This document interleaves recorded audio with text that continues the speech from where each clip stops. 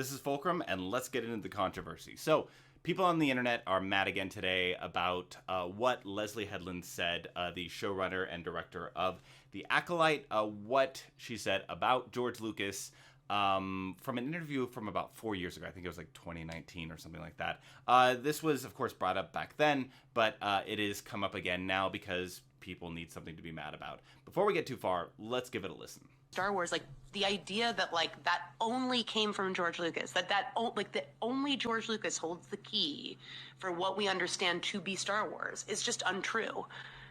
And I think the prequels are an excellent example of that. I mean, the idea that like when you're hiring a director, that everyone is sitting in there waiting for George Lucas and not for the person who's going to know to hire Ralph McQuarrie, that's the problem. That's the misogyny and the problem with the auteur myth as it stands today, because they're not thinking this is the person that will hire the right people and this is the person that will be able to create the lookbooks and direct people to get them to that place. They're just thinking, do you have all the answers? And the truth is that nobody does, and anybody that says they do is lying. Everything she said was true. There are no lies detected in this.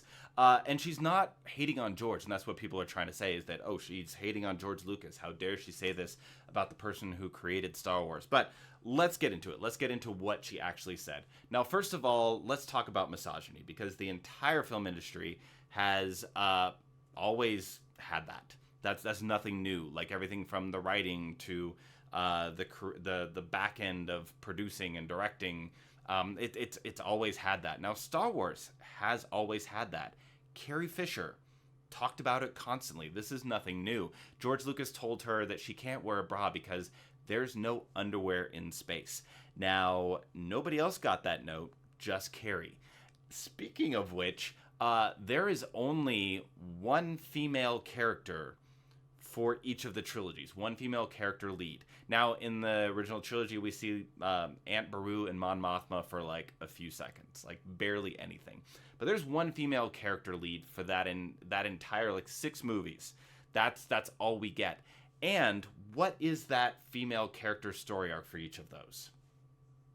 There isn't any. They become in service of a male character story arc. Leia gets sidelined and becomes part of Han's story arc.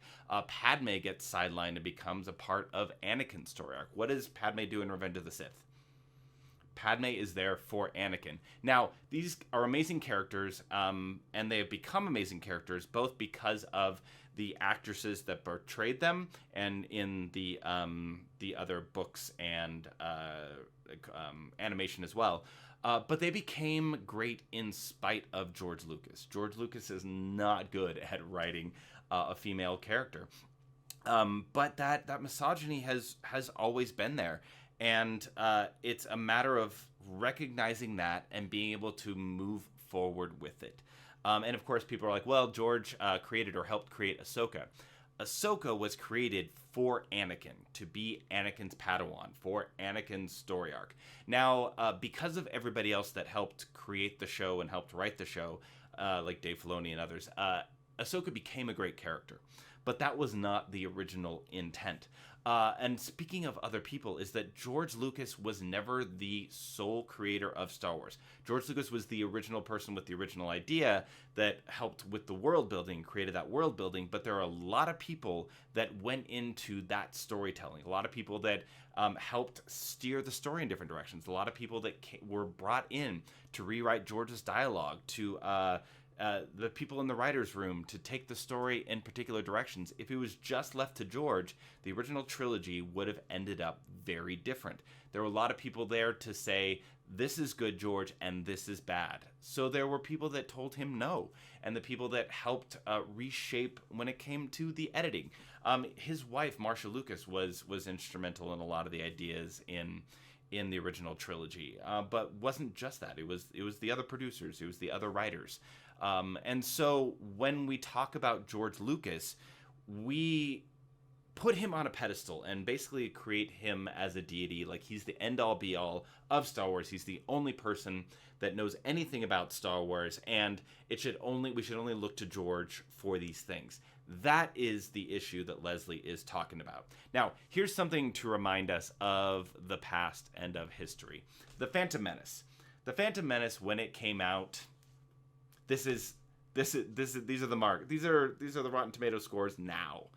It was panned. People talked about George ruining Star Wars. George Lucas ruining Star Wars. That was the talk for years and years. And then when Disney bought Star Wars, people had somebody new to blame for things that they didn't like. But yeah, that's what people were talking about. And right now, people are having nostalgia glasses. And a lot of it is the kids that watched it as a kid and grew up with the prequels, loved the prequels. But a lot of the people who saw it then did not like it. I didn't like the prequels for many years. It took me a long time to appreciate them and find that love for them. And Leslye was the same generation, saw the same hate, saw the flaws. Now, the reason why this happened is because there weren't any people working on Lucasfilm that told George no.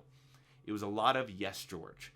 And that's why certain things went too far. Now, I can still love it and I can appreciate it. I can appreciate the campiness and the cheesiness of it now. But then I was like, okay, this is a bit much.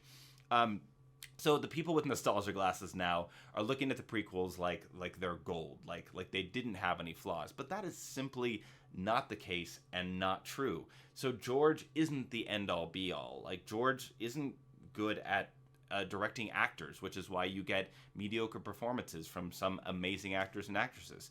And so we need to have perspective when we talk about Star Wars. And I don't expect you to agree with me. I don't expect you to listen to what Leslye said and think the same thing. But when you actually listen to the words she's talking about and what she's talking about, is that there are other people who created Star Wars. There are other people who can create Star Wars. There are other people in the room that can get things done. And if we just look to George for all the answers, it means we're stuck.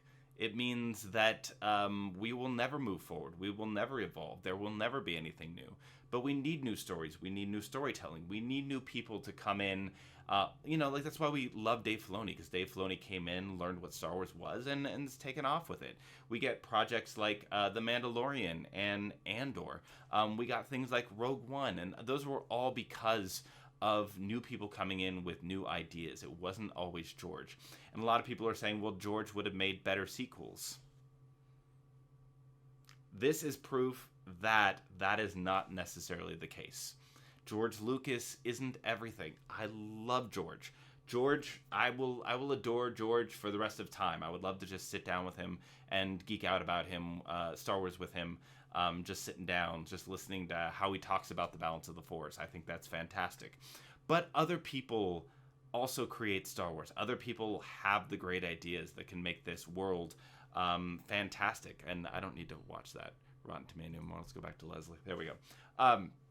So when it comes to what Leslye was saying, when it comes to the misogyny in a lot of the storytelling and a lot of the filmmaking when it came to Star Wars, that can be improved upon. And we don't need to look for George for everything. And I'm very excited about The Acolyte. I don't necessarily know if it'll be great or not, but I trust that Leslye has a good creative head on her shoulders, and that from an original trilogy fan who wrote fan fiction growing up, has a lot of great ideas that can be thrown our way. So again, you can disagree with me. That's fine. You could write in the comments like, oh, she's just hating on George and how dare she. But honestly, that's just simplistic. That is just jumping on to what other people are saying and not actually listening to the words that Leslie's saying.